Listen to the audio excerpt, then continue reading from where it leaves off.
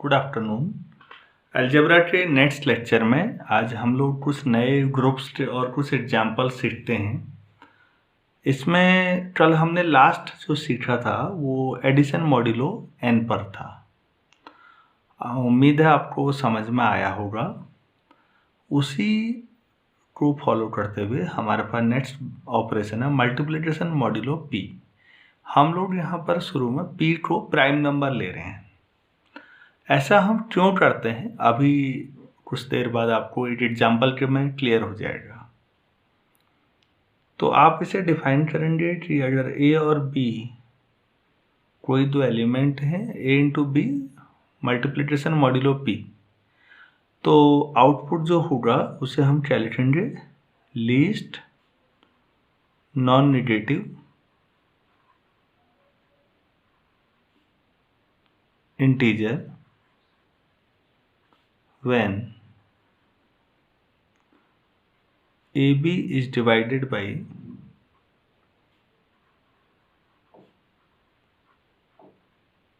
P।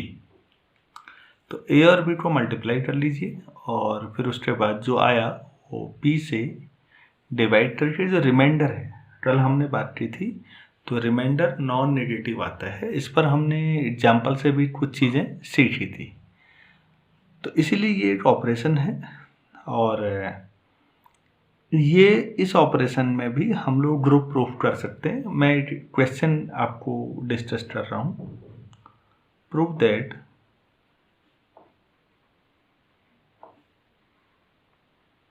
G equal to 1 2 3 4 into 5 multiplication modulo 5 is an abelian group।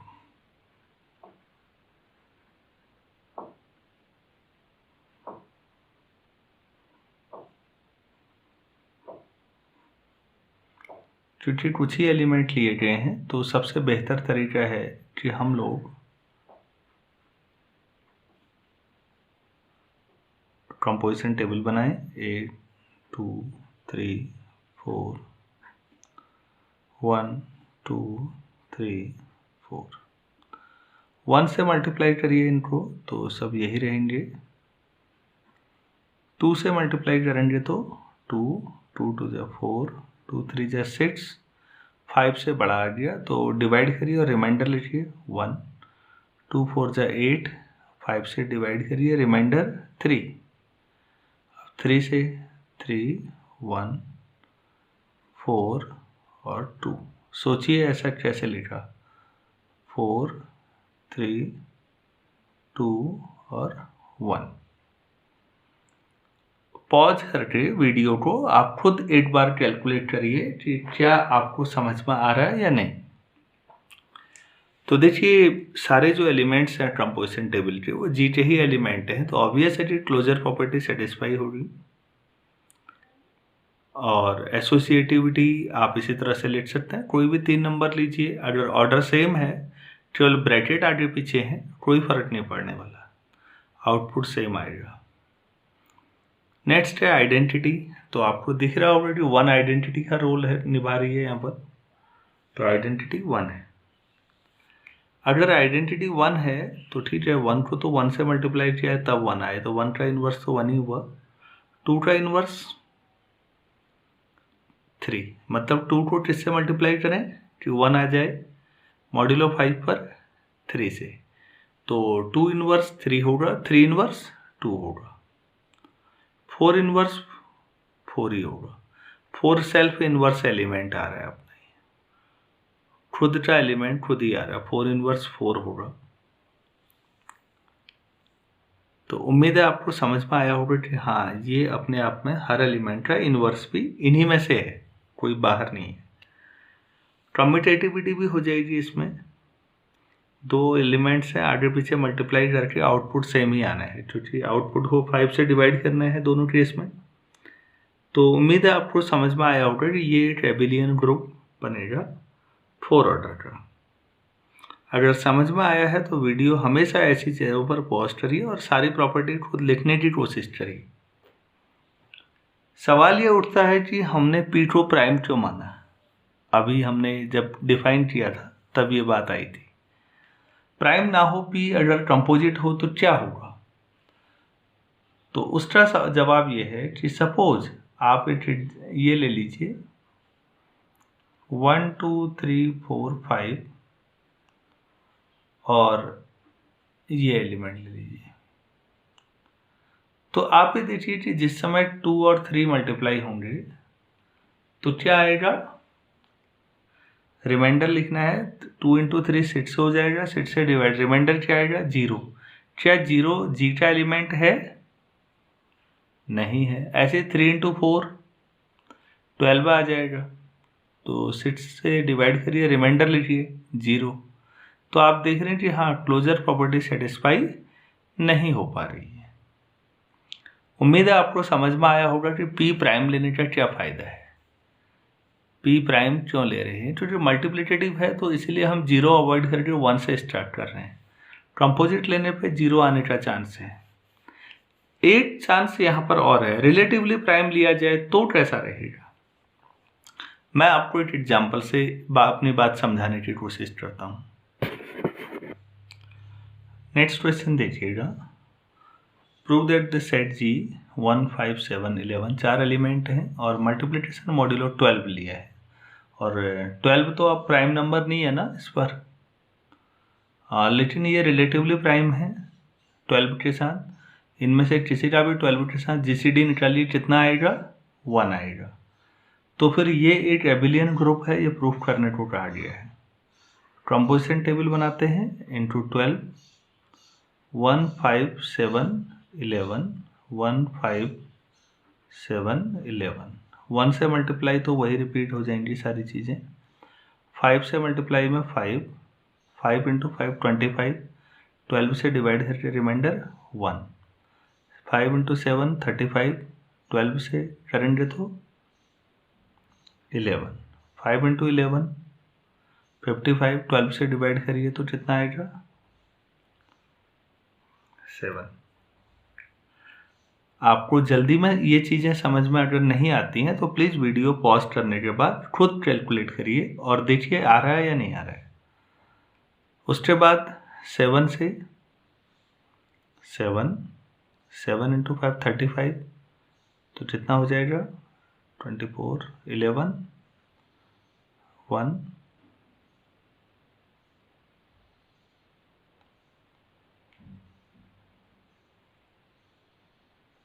5 11 7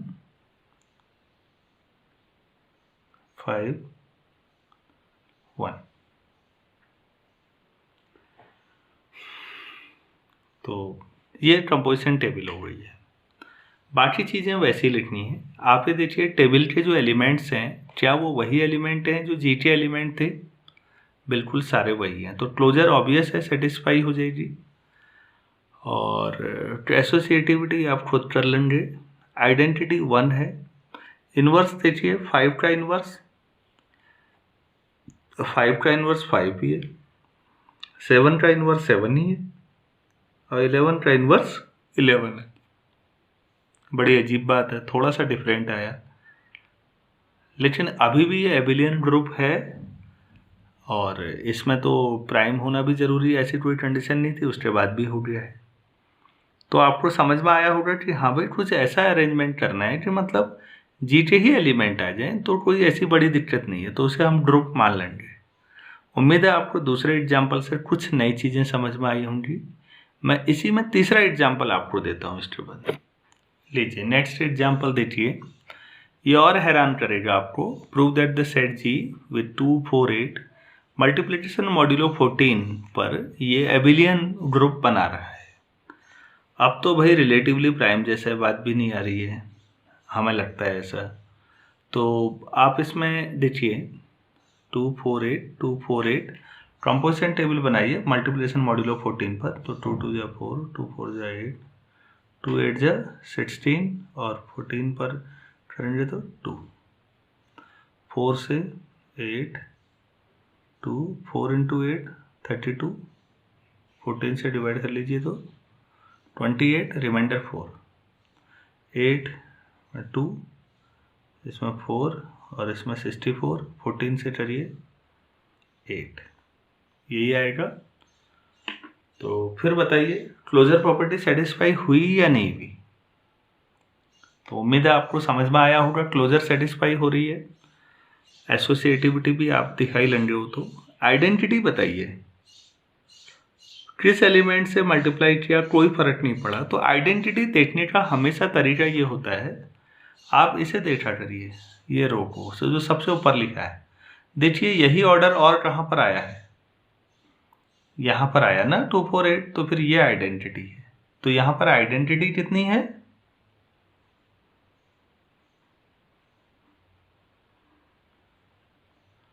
8 है। काफ़ी हैरान करने वाला है। पिछला वाला भी देख लीजिए, 1 5 7 11 कहाँ पर आया, 1 5 7 11, तो 1 आइडेंटिटी थी। यहाँ पर आइडेंटिटी कितना है, 8 है। तो मल्टीप्लिकेशन हो तो ज़रूरी नहीं है कि आइडेंटिटी 1 हो, हमारे दिमाग में भरा होता है, ये ऑर्डिनरी मल्टीप्लिकेशन नहीं है। तो थोड़ा सा ध्यान रखिए, यहाँ पर आइडेंटिटी जिसको ई लिखना था वो हम 8 लिखेंगे। अब 8 आइडेंटिटी है, ध्यान रखिए। तो 8 2 को किससे मल्टीप्लाई करने पे 8 आया, 4 से, तो 2 इनवर्स 4 होगा, 4 इनवर्स 2 होगा, और 8 तो आइडेंटिटी है उसका इनवर्स खुद ही होगा। तो सभी के इनवर्स आ गए और एबिलियन हो गए। कोई भी 2 एलिमेंट मल्टीप्लाई करिए और 14 से डिवाइड करिए, सेम ही आना है, चाहे ए बी हो या बी ए हो। उम्मीद है आपको मल्टीप्लिकेशन मॉड्यूलो पर ऑपरेशन समझ में आया होगा, और ये तीनों इंटरेस्टिंग एग्जाम्पल्स हैं। पहले में हमने प्राइम नंबर लिया था, दूसरे में प्राइम नहीं लिया, लेकिन रिलेटिवली प्राइम लिया, तीसरे में आपने देखा कुछ ऐसा सिलेक्शन है कि उसके बावजूद भी ग्रुप बन रहा है। चलिए अब हम कुछ नई चीज़ सीखते हैं। इक्विवेलेंस रिलेशन सबसे इम्पोर्टेंट चीज़ों में से एक, जो अलजेब्रा में बहुत फ्रिक्वेंटली यूज होते रहता है, लेकिन बहुत सारे बच्चों को तो ये बिल्कुल भी पसंद नहीं आता कि ये क्या पढ़ रहे हैं, बड़ा उटपटांग सा लगता है। मैं आपको एक छोटी सी बात प्रैक्टिकल लाइफ की समझाता हूँ, आप समझिएगा। सवाल ये उठेगा कि हम इक्विवेलेंस रिलेशन क्यों पढ़ते हैं, कोई भी बच्चा पहले ये जानना चाहेगा, और जवाब बहुत शानदार है। देखिए, सपोज आप ऐसा करिए, मेरे पास ये कागज़ है, A4 शीट है, और कोई मुझसे ये कहे कि इसके 4 बराबर हिस्से करने हैं, 4 बराबर हिस्से। तो आप कैंची लेके, उम्मीद है इसको कई तरह से 4 बराबर हिस्से कर सकते हैं। आप लंबाई के हिसाब से 4 पतली पतली पट्टियाँ बना सकते हैं, चौड़ाई के हिसाब से बना सकते हैं, डायगोनल वाइज काट के बना सकते हैं, या और भी कोई तरीके हो सकते हैं जिससे 4 बराबर हिस्से हो जाए, मतलब चारों का एरिया बराबर हो, चारों की एक्स्ट्रा। आप ये बात समझ रहे होंगे, ठीक। अब ये तो कागज जो है और कैंची दोनों भौतिक वस्तुएं हैं, फिजिकल ऑब्जेक्ट हैं। एक फिजिकल ऑब्जेक्ट से दूसरे फिजिकल ऑब्जेक्ट को काटा या बांटा जा सकता है। अब एक बात सोचिए, मैथमेटिक्स में हम लोग डिफरेंट सेट्स पे काम कर रहे हैं, कभी रियल नंबर, कभी rational number, complex number, integers ना। अब इन डिफरेंट नंबर्स में जब हमें काम करना है तो कई बार एक बड़े सेट को हम छोटे छोटे सबसेट में बांटना चाहते हैं। जैसे इंटीजर्स को ही मैं छोटे छोटे सबसेट में बांटना चाहता हूँ। अब आप भी जानते हैं कि इंटीजर्स का जो सेट है वो इंटेलेक्चुअल प्रॉपर्टी है, फिजिकल प्रॉपर्टी नहीं है। ऐसा नहीं है कि कोई व्यक्ति कहे मेरे पास इंटीजर्स का सेट घर पे रखा हुआ है। ये आपकी बौद्धिक संपदा है, इंटेलेक्चुअल प्रॉपर्टी है, आपके दिमाग की खोज है। मनुष्य की सबसे बेहतरीन खोज में से एक ये भी है। अब ये फिजिकल ऑब्जेक्ट नहीं है, ये इंटेलेक्चुअल प्रॉपर्टी है, मैंने कहा। अब इंटीजर्स का जो सेट है, मैंने आपसे कहा कि उसे 4 बराबर हिस्सों में बांटिए या 5 बराबर हिस्सों में बांटिए। तो फिर आप कैसे बांटेंगे या काटेंगे? इंटीजर्स का सेट भौतिक वस्तु नहीं है, ध्यान रखिए, कैंची से नहीं काट सकते। तो प्लीज़ ध्यान रखिएगा, यहाँ पर हम मैथमेटिक्स के जो स्टूडेंट्स हैं, हमारी कैंची ये इक्विवेलेंस रिलेशन है। सुनिए, मैं रिपीट कर रहा हूँ, मैथमेटिक्स में जो कैंची का काम करेंगे हम किससे करेंगे? इक्विवेलेंस रिलेशन से। जब भी आप किसी बड़े सेट में इक्विवेलेंस रिलेशन लगा सकते हैं तो ध्यान रखिएगा हमेशा वो छोटे छोटे सबसेट्स में बढ़ जाएगा, पार्टीशन हो जाएगा। ये तो बड़ी शानदार बात हो गई।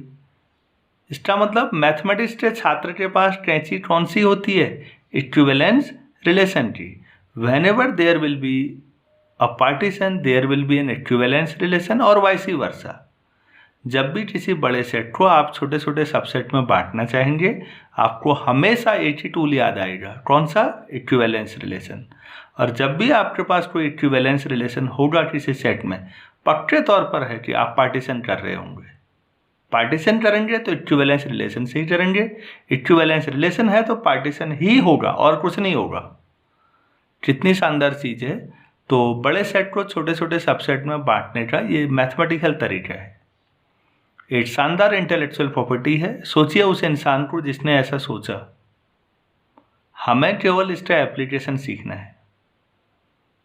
उम्मीद है आप इसमें इंटरेस्ट लेंगे और ये आपको पूरी अलजेब्रा में कभी भी कहीं भी नंबर थ्योरी हो, आप जहां भी आपको छोटे छोटे सबसेट में बांटना हो एक सेट को, आपके पास एकमात्र तरीका क्या रहेगा?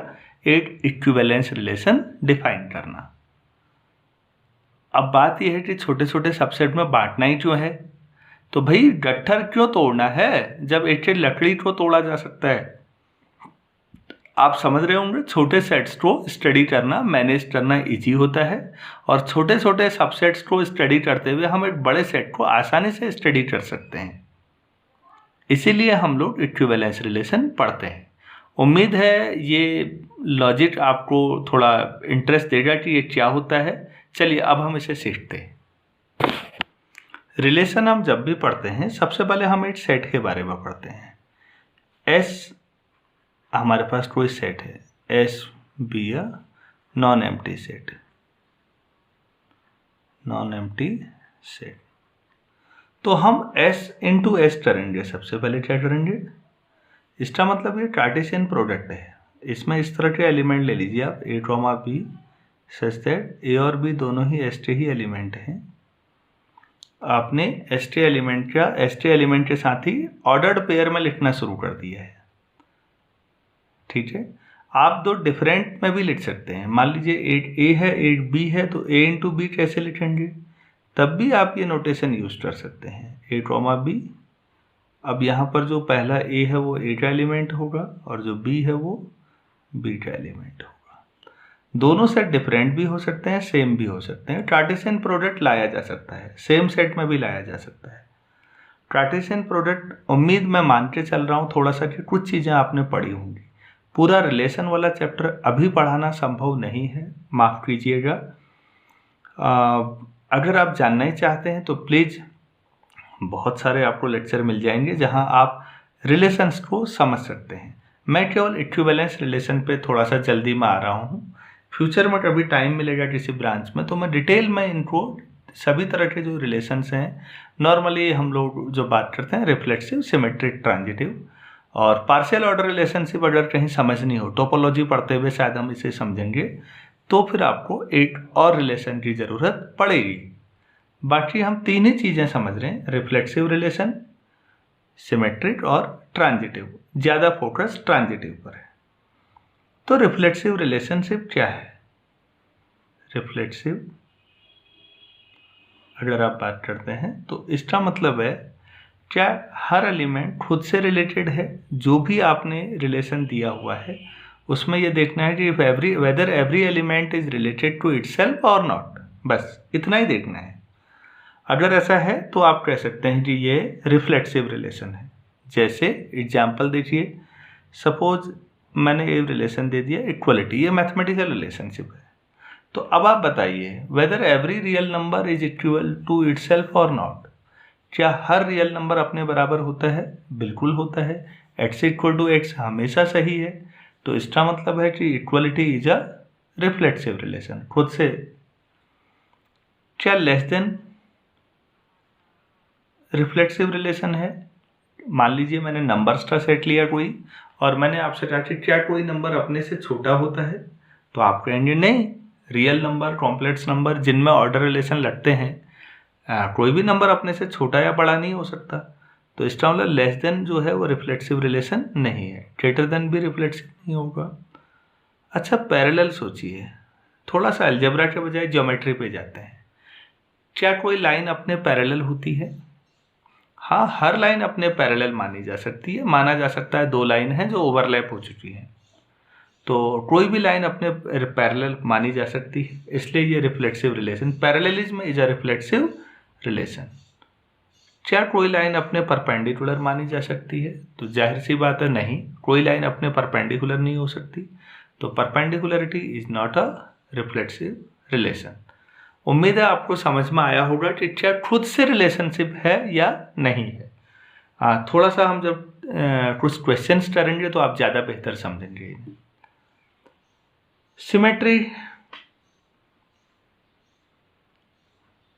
सिमेट्री में आपको ये देखना है कि if A related to B है तो क्या B related to A B है या नहीं है।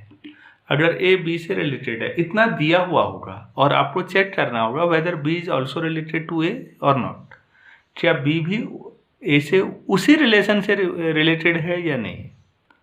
तो अब जब आप इक्वलिटी की बात करेंगे, पिछला रिलेशन लेते हैं, तो आप जानते हैं if A equal to B then B is also equal to A, तो इक्वलिटी सिमेट्रिक भी है। दूसरा मैंने लेस देन लिखा है, अगर x लेस देन y है तो y लेस देन x लिख सकते हैं क्या? नहीं लिख सकते, तो less than is not a symmetric relation, तो ग्रेटर देन भी नहीं होगा, पैरेलल हो जाएगा। If L1 is parallel to L2 then L2 is also parallel to L1। Perpendicularity, if L1 is perpendicular to L2 then L2 is also perpendicular to L1। तो perpendicularity देखिए reflexive नहीं था लेकिन सिमेट्रिक है। Symmetry में ध्यान रखिएगा कि ए जो इस रिलेशन से जुड़ा हो, बी भी उसी रिलेशन से होना चाहिए। तो क्लासमेट का रिलेशन आपका सिमेट्रिक है। If A is a classmate of B then B is also classmate of A. लेकिन कई रिलेशन है, जैसे if A is a brother of B then B may be not a brother of A, B may be sister of A. तो आप ध्यान रखिएगा ये symmetric relation नहीं है। तो सिमेट्री में रिलेशन तो होना ही चाहिए, वही रिलेशन होना चाहिए जो ए का बी से है। तो आप क्लासमेट का रिलेशन, दोस्तों का relation, A is a friend of B then B is also a friend of A, दुश्मनी का रिलेशनशिप, इक्वलिटी मैथमेटिकल टर्म में लेते हैं, तो आप समझ में आ रहा होगा सिमेट्री का क्या मतलब होता है। और तीसरा है transitive relation. A related to B and B related to C implies A related to C. अगर ऐसा होता है ए बी से रिलेटेड है, बी सी से रिलेटेड है, और ऐसा करने पे आप कह रहे हैं कि ए सी से रिलेटेड हो रहा है, तो आप कहेंगे कि ये ट्रांजिटिव है। तो आप बताइए ए इक्वल टू बी है और बी इक्वल टू सी है, तो ए इक्वल टू सी होगा या नहीं? तो ये ट्रांजिटिव है। यहाँ पर लेस देन रिलेशन देखिए, 2 less than 3 and 3 less than 4 implies 2 less than 4 सही है।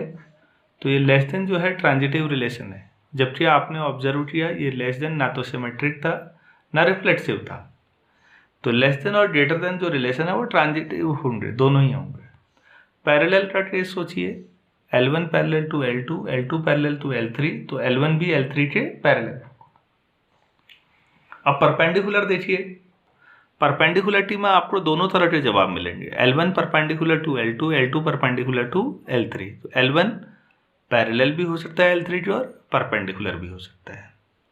अगर आप एक्स वाई जेड एक्सिस के बारे में सोचेंगे तो एक्स वाई के परपेंडिकुलर है, वाई जेड के, तो एक्स जेड के है या नहीं 3 डायमेंशन में।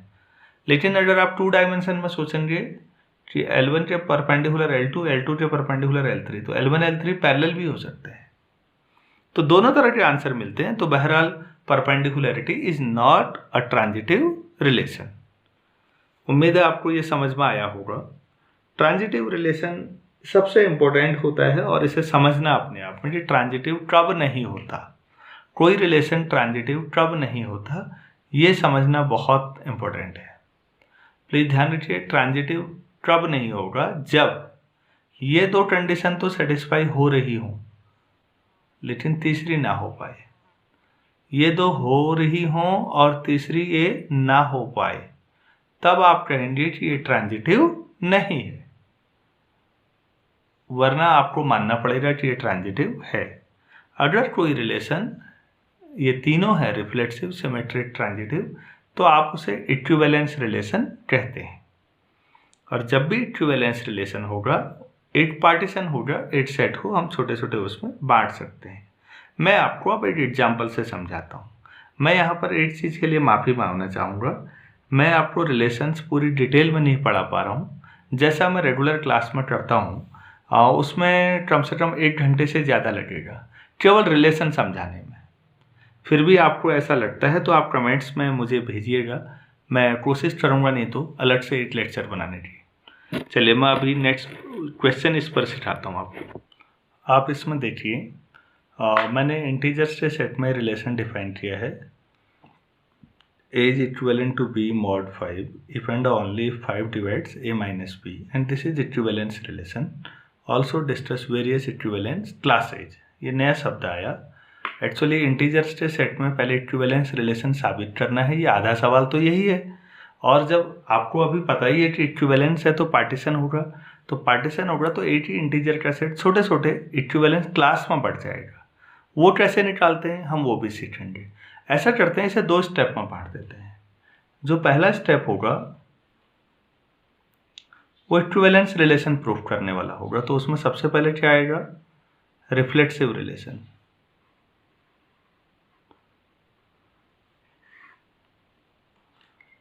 देखिए 5 डिवाइड्स 0 सही है या नहीं, तो 5 डिवाइड्स a माइनस ए लिख सकते हैं। आपने लिखा 5 डिवाइड्स अगर a माइनस बी है तो ऐसा लिख सकते हैं। तो अगर b की जो अभी a लिखा जाए तो a minus A, this implies a is congruent to a mod 5. So a is related to a, that is relation is reflexive. Her element खुद से रिलेटेड है, क्योंकि a जो है वो a से रिलेटेड है, क्योंकि a माइनस ए 0 होता है और 5 डिवाइड करता है 0 को। देखिए 0 नहीं डिवाइड करेगा, लेकिन 5 तो 0 को करेगा। दूसरा है सिमेट्री।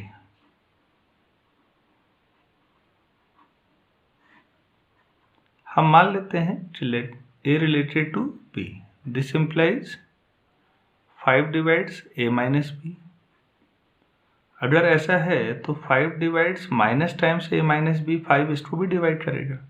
भाई 5 10 को डिवाइड करता है तो माइनस 10 को भी करता होगा ना, तो this implies 5 divides b minus a, and this implies b is related to a। तो रिलेशन सिमेट्रिक हुआ या नहीं, आप करें a रिलेटेड टू b और यहाँ आ रहा है b रिलेटेड टू a, तो रिलेशन क्या हो गया, सिमेट्रिक हो गया, ट्रांजिटिव।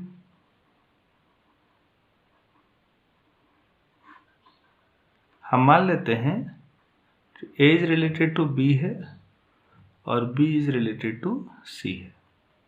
इसका तो ये मतलब है कि 5 divides a minus B and 5 divides b minus c। Divisibility की प्रॉपर्टी से 5 इसे भी डिवाइड करता है, इसे भी, तो इनके लीनियर कॉम्बिनेशन को भी करेगा या इनके सम को भी करेगा। a minus B plus b minus C को भी करेगा। This implies 5 divides a minus C, this implies a is related to c, hence this is an equivalence relation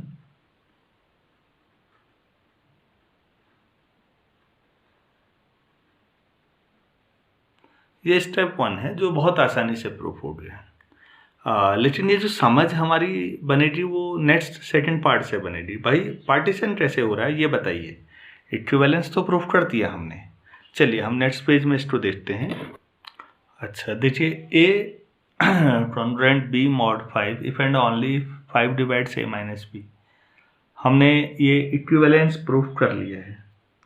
अच्छा 5 डिवाइडेड, यहाँ पर देखिए इसका मतलब है 5 से आप 8 को डिवाइड करिए, रिमाइंडर यहाँ लिखिए। अगर यहाँ रिमाइंडर ही लिखना है तो फिर यहाँ रिमाइंडर 0 आ सकता है, 1 आ सकता है, 2 आ सकता है, 3 आ सकता है और 4 आ सकता है। भाई 5 से डिवाइड कर रहे हो तो रिमाइंडर 5 से छोटा ही होगा, तो 0 कब आ सकता है हम ये देखते हैं। और 0 कब आ सकता है, 0 5 से डिवाइड करेंगे तो आप समझ रहे होंगे बहुत सारे इंटीजर हैं जिनको 5 से डिवाइड किया जाए तो 0 आएगा, वो सब लिखने हैं। तो आप भी समझ रहे हैं कि ये तो बहुत ही बड़ा सेट होगा। तो जो सेट होगा तो उसका एक एलिमेंट को उसका मॉनिटर बनाना पड़ेगा, जैसे क्लास मॉनिटर होता है ना, ऐसे ही हम उसे रिप्रेजेंटेटिव बोलते हैं, जो उस पूरी क्लास को रिप्रेजेंट करेगा। क्योंकि रिमाइंडर 0 आ रहा है तो मैं उसको ऐसे लिख देता हूँ, कुछ बुक्स में ऐसे लिखा होता है और कुछ बुक्स में ऐसे लिखा होता है। तो इसका मतलब है वो सारे इंटीजर्स जेड में सोचिए, वो सारे 8 सच दैट 5 डिवाइड्स 8 माइनस 0 उनको लिखना है। तो फिर आप ही बताइए इसमें क्या आने चाहिए, -10, -5, 0, 5, 10, 15 एंड सो ऑन। सोचिए 5 के सारे मल्टीपल, मतलब 5 के जितने मल्टीपल हो सकते हैं वो 5 से डिवाइड होकर रिमाइंडर 0 दे देंगे, और ये एक अपने आप में इनफाइनाइट सेट बनेगा या नहीं बनेगा, बनेगा ना। हाँ, तो इस पूरे का जो रिप्रेजेंटेटिव है किसी एक को मान लीजिए, मैंने क्या मान लिया 0। अब ऐसे ही 1 आना है, ये तो x वो सारे सच दैट 5 डिवाइड्स x माइनस 1। इसका मतलब है कि वो सारे नंबर उनमें से 1 सब्ट्रैक्ट कर दो तो 5 डिवाइड कर लेगा। या फिर ऐसा भी कह सकते हैं कि 5 से डिवाइड करके रिमाइंडर 1 आता है। तो बहुत आसान है, आप कुछ ज़्यादा मत करिए, इन सब में 1 ऐड कर लीजिए। तो आपको क्या मिलेगा, -9, -4, 1, 6, 11, 16 एंड सो ऑन। देखिए इन सब में 1 ऐड कर लीजिए और बताइए 5 से डिवाइड करके रिमाइंडर 1 आता है या नहीं। 5 से -9 को डिवाइड करना मैंने कल बताया था आपको पिछले लेक्चर में। तो -2 टाइम्स -10 होगा, रिमाइंडर +1, रिमाइंडर नेगेटिव नहीं होगा तो +1 ही आएगा, और पॉजिटिव में तो आपको समझ में आ ही रहा होगा। तो ये पूरी इनफाइनाइट 8 सीक्वेंस है, एक तरह का पैटर्न है, और इस पूरी क्लास का मॉनिटर हमने 1 को बोला है। अच्छा इसमें एक चीज़ और, 1 के पास ऐसा कोई स्पेशल राइट नहीं है कि 1 ही इस क्लास का मुखिया बने। आप यहाँ पर 1 की जगह इनमें से किसी को भी रख सकते हैं, ऐसी कोई दिक्कत नहीं है। जिस तरह से क्लास में लोकतंत्र हो तो कोई भी स्टूडेंट क्लास मॉनिटर बन सकता है, रिप्रेजेंटेटिव बन सकता है, बिल्कुल इसी तरीके से इनमें से किसी को भी यहाँ पर रिप्रेजेंटेटिव बना सकते हैं।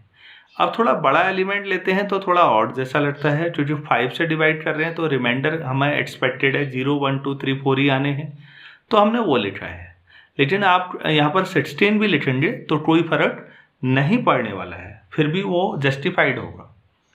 अच्छा अब 2 आप देखिए, तो 2 की क्लास का मतलब वो सारे इंटीजर्स सच दैट जब उनमें से 8 में से 2 सब्ट्रैक्ट कर दिया जाए तो 5 डिवाइड करेगा या 2 रिमाइंडर आ जाएगा। तो प्लीज़ आप यहाँ पर जो पहला था उसमें सब में 2 जोड़ दीजिए या इसमें 1 जोड़ दीजिए, एक ही बात है। तो ये आ जाएगा -8, -3, 2, 7, 12, 17 एंड सो ऑन। आप देखिए इनमें से किसी को भी आप 5 से डिवाइड करके देखिए, रिमाइंडर आपको 2 ही मिलेगा सब में। ऐसे ही 3 इक्विवेलेंस क्लास ऐसे भी लिखते हैं, तो x belongs to z such that 5 divides x minus 3। तो आप फिर वही बात, या तो इसमें 3 ऐड कर दीजिए, आपने 1 ऐड करके ये ले आए, 1 ऐड करके इसमें 1 ऐड कर लीजिए आगे। तो यहाँ -7, -2, 3, 8, 13, 18 एंड सो ऑन। और 4 इक्विवेलेंस क्लास आप अगर लेंगे तो x belongs to z such that 5 divides x minus 4।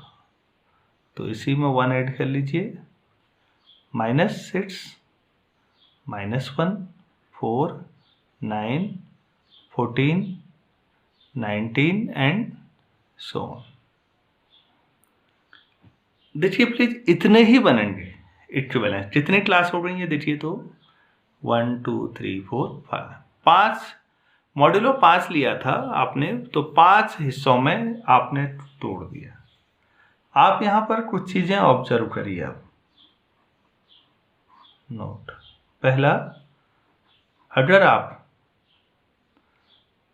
0 की इक्विवेलेंस क्लास यूनियन, 1 की इक्विवेलेंस क्लास यूनियन, 2 की equivalence class union, 3 union 4 equivalence class कर ले जाए तो दोबारा जेड मिलेगा। कैसे मिलेगा जरा देखिए, 0 यहाँ मिलेगा तो 1 2 3 4, फिर 5 वहाँ, 6 7 8 9 10 11 12 13 14। आप समझ रहे हैं।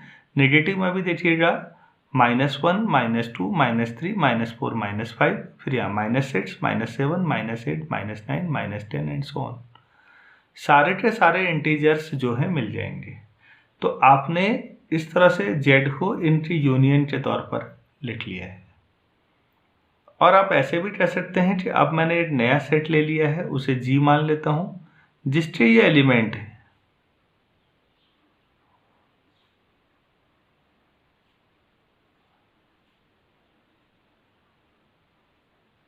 तो अगर कोई पूछे कि g में कितने एलिमेंट हैं, तो आप कहेंगे g में 5 एलिमेंट हैं। प्लीज ध्यान दीजिए, g में 5 एलिमेंट हैं और हर एलिमेंट अपने आप में एक इनफाइनाइट सेट है। हर एलिमेंट अपने आप में एक इनफाइनाइट सेट है। इसीलिए सेट की डेफिनेशन जो है पूरी तरह ढंग से समझना बड़ा मुश्किल काम होता है। आप ध्यान दीजिए, एक फाइनाइट सेट है जिसका हर एलिमेंट एक इनफाइनाइट सेट है। बड़ी हैरानी की बात है। दूसरा पॉइंट हम देखते हैं। आप ये कहेंगे सर आपने 4 तक लिया इक्विवेलेंस क्लास, 5 भी ले लेते। चलिए भाई 5 भी ले लेते हैं। 5 में क्या आ जाएगा, 5 की इक्विवेलेंस क्लास का मतलब x belongs to z such that 5 divides x minus 5। तो जो लास्ट में 4 वाली आई थी उसी में 1 ऐड कर लीजिए, तो क्या आएगा, -5 0 5 10 15 20 एंड सो ऑन। तो आप लोग ये देखिए, क्या ये वही क्लास नहीं है जो 0 की क्लास थी, जो हमने सबसे पहले लिखा हुआ था। ये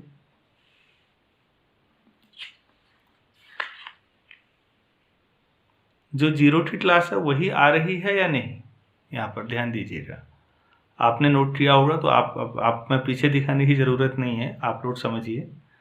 तो ये रिपीट हो जाएगा। ये तो वही क्लास आ गई जो 0 वाली क्लास आई थी। तो फिर अगर ऐसे 6 की क्लास निकालो तो वो वही आएगी जो 1 वाली आएगी। 7 निकालो तो 2 वाली आएगी। 8 3 9 4 और फिर 10 फिर वही 0। इसका मतलब है कि अब इससे ज़्यादा नई डिफरेंट क्लासेज आपको नहीं मिलेंगी। तो आपने पूरे इंटीजर्स के सेट को 5 छोटे छोटे सबसेट में बांट दिया और इस आधार पर अगर एक नया सेट डिफाइन करते हैं तो ऐसे बनेगा। देखिए, इनफाइनाइट के बदले फाइनाइट को स्टडी करना हमेशा आसान होता है, तो अब हम इसे स्टडी कर सकते हैं। दूसरी बात, एक चीज और देखिएगा, इसमें कोई भी 2 इक्विवेलेंस क्लास हो, ए और बी की इक्विवेलेंस क्लास हो, अगर आप उसमें कॉमन लेंगे तो कुछ भी नहीं आएगा, 5 आएगा। यहाँ पर ए और बी 0 1 2 3 4 में से कोई है, तो आप ऐसे लिख सकते हैं कि ए और बी क्या है, 0 1 2 3 4। कोई भी 2 इक्विवेलेंस क्लास, आपने इक्विवेलेंस क्लास देख ली है, इनमें से कोई भी 2 इक्विवेलेंस क्लास उठाइए, उनमें कुछ भी कॉमन नहीं आएगा। ये बड़ी शानदार प्रॉपर्टी है। अगर 2 इक्विवेलेंस क्लास में एक भी एलिमेंट कॉमन आ गया तो फिर एक नहीं, वो दोनों बराबर होंगे। ये प्रॉपर्टी हम आगे डिटेल में स्टडी भी करेंगे कि या तो डिसजॉइंट होंगे अगर if even a single element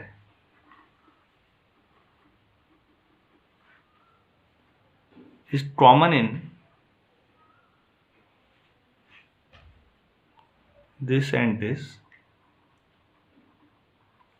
then this equal to this. अगर एक भी एलिमेंट कॉमन आ गया तो दोनों इक्विवेलेंस क्लास आइडेंटिकल होंगे। इसका मतलब है कि या तो कुछ भी कॉमन नहीं आएगा, और अगर आ गया तो सब कुछ कॉमन आएगा। फिर बराबरी होने का मतलब समझ लीजिए कि फिर सब कुछ कॉमन आएगा। आप ऐसा नहीं कह सकते कि दो इक्विवेलेंस क्लास में कुछ एलिमेंट कॉमन आ रहे बाकी नहीं आ रहे, नहीं, ऐसा नहीं होगा। दो इक्विवेलेंस क्लास में या तो एक भी एलिमेंट कॉमन नहीं आएगा या फिर सारे एलिमेंट कॉमन होंगे। उम्मीद है आपको ये समझ में आया होगा। नेक्स्ट पॉइंट हम लोग यहाँ पर देख रहे हैं। मैंने मॉड्यूलो इसमें 5 पर लिया था, तो मैंने इंटीजर्स के सेट को कितने हिस्सों में बांटा? 5 हिस्सों में बांटा। आप ये बात सोचिए कि अगर मैं मॉड्यूलो 4 पे लूँ तो क्या होगा? तो मैं इंटीजर्स के सेट को 4 हिस्सों में बांट सकता हूँ। मॉड्यूलो n पे लूँ तो n हिस्सों में बांट सकता हूँ। तो प्लीज़ आप कभी भी इंटीजर्स के सेट को जितने हिस्सों में बांटना चाहते हैं, या प्रॉब्लम आपकी जैसी भी है, आपको जितनों में कहा गया है आप मॉड्यूलो उतने पे ले लीजिए। अगर आपको 2 ही पे बांटना है तो मॉड्यूलो 2 पे लेके देखिएगा। एक क्वेश्चन के तौर पर इसको मॉड्यूलो 2 करिएगा तो आप देखेंगे कि आपने पूरे इंटीजर्स को इवन ऑड में बांट दिया है। क्यों? क्योंकि जब मॉड्यूलो 2 होगा तो रिमाइंडर या तो 0 आएगा या 1। 0 तब आएगा जब सारे इवन होंगे, और 1 आएगा जब सारे ऑड होंगे।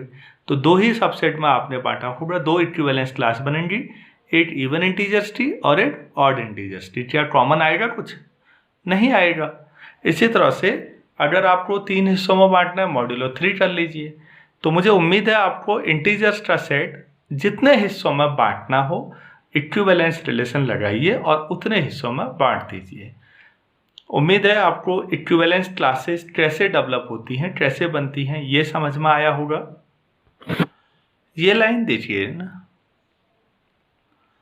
ये जो मैंने शुरू में कहा था कि आपने एक कागज को 4 हिस्सों में बांटा है बराबर, और फिर उसके बाद आप दोबारा उन चारों को जोड़ेंगे, दोबारा वही कंप्लीट कागज बन जाता है। और मैथमेटिक्स में हम लोग जब इक्विवेलेंस रिलेशन पढ़ते हैं तो सेट को हम बांटते हैं छोटे छोटे हिस्सों में, और अगर कभी वापस ज़रूरत पड़ी तो उन सबको फिर यूनियन कर लीजिए, आपको पूरा ओरिजिनल सेट मिलेगा। आपको लगता है कि हमारी जो शुरुआती डिस्कशन था वो जस्टिफाइड हुआ है कि उन सबको अगर आप सबका यूनियन करें दोबारा आप वहीं पहुंच जाएंगे। अब वो आपकी इच्छा है, आप कितने हिस्से बांटना चाहते हैं, 4 हिस्सों में, n हिस्सों में, 10 हिस्सों में, वो आप पे डिपेंड करता है। तो उम्मीद है आपको इक्विवेलेंस क्लासेस क्या होती हैं और किस तरह से काम करती हैं ये एग्जाम्पल समझ में आया होगा। आज इतना करते हैं। नेक्स्ट लेक्चर में कुछ और इम्पोर्टेंट एग्जाम्पल्स को डिस्कस करेंगे।